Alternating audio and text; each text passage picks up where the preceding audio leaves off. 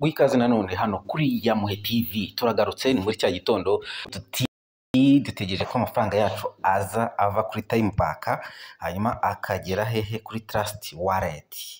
Yes, nkuko mubibona rero muri kubona yuko amafaranga hano yavuyeho rwose. Murabona hano tsigaranye 0. Yes, amafaranga yavuyeho. Hanyuma hano barangije murabona hano nani mfite notification ivuga ko amafaranga yanjye ari pending. Yes, ngiyi.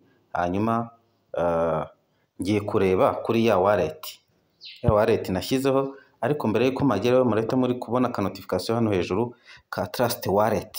Reka nkakandeho kugira ngo mbereke yuko amafaranga nayakiriye aturutse hehe kuri time back. Nkuko nabibabwiye rero murabona yuko mfiteho amafaranga 2.55. Wow! Amafaranga rero iyo yageze kuri Trust Wallet biroroshye cyane ku bantu bazobere n'ikoranabuhanga.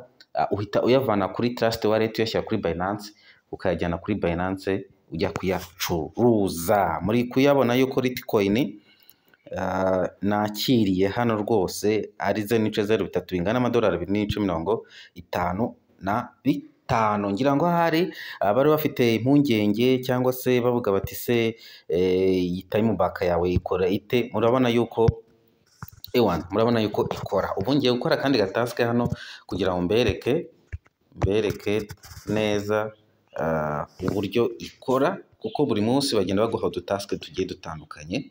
Reka nizire hano ahajyanye na hano kuri task. Murabona hano harimo udutaske twinshi ushobora kugenda ukora dutandukanye, ku joininga time back, Facebook 0 n'ibice, ku installing Android application time back, ukayinstallinga neza muri telefone yawe akagwa amafaranga, ukajoininga amacano yose. Ibi byose ni uburyo bwo gukora amafaranga hano kuri time back. Ariko rero ndifuza kubashyiraho group ku bantu bashaka yuko tuza gutangirana neza, hano hari za push click. Nshaka gushyiraho groupe ku buryo ndakora introduction ya video yose, ku buryo umuntu azajya akinjira kuri link namuhaye, kamusapotinga ku bintu byose bishoboka, nkamaho support rwose ku buryo nta kibazo bazajya bagira.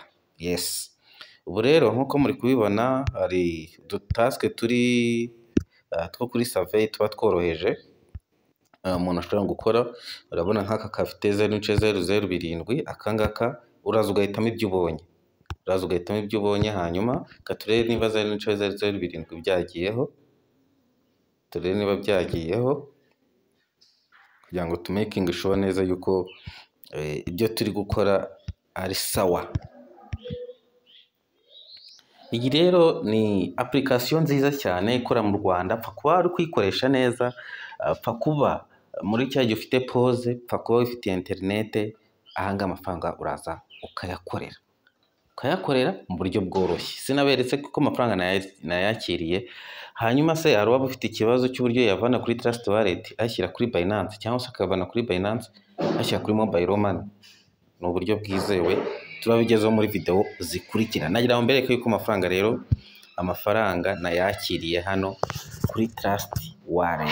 Amafaranga rwose nayakiriye muri iki gitondo nkuko nabibabwiye. Kubikuza rero buri munsi mu gihe uramutse ugejeje ayo madolari 3, hanyuma akazi kagakomeza nkuko bisanzwe. Reka rero tuze gusubira kuri video ikurikira, hanyuma tunabereka uburyo tugiye gutangirana ku bari kwizera yuko time back ikora neza. Hanyuma kugira ngo mbereke yuko nanabikuje, dushaka kujya muri transaction.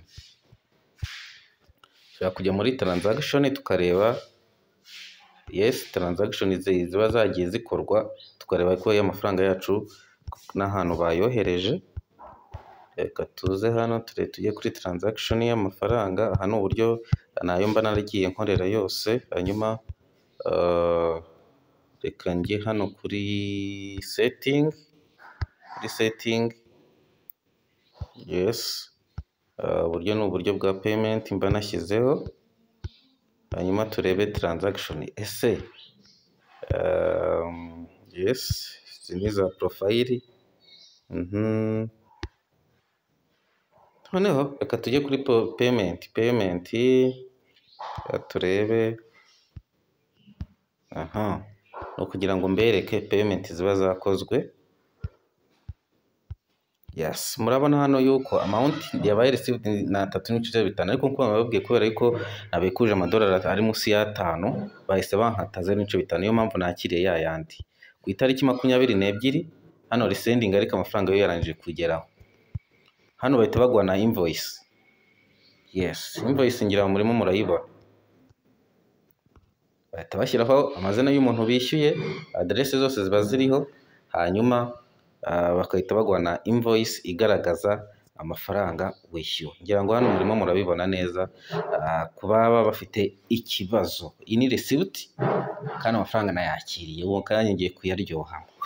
Wow, kora subscribe rero usangiza n'abandi, tukomeze tubone umunsi ku wundi kuri Yamuhe TV.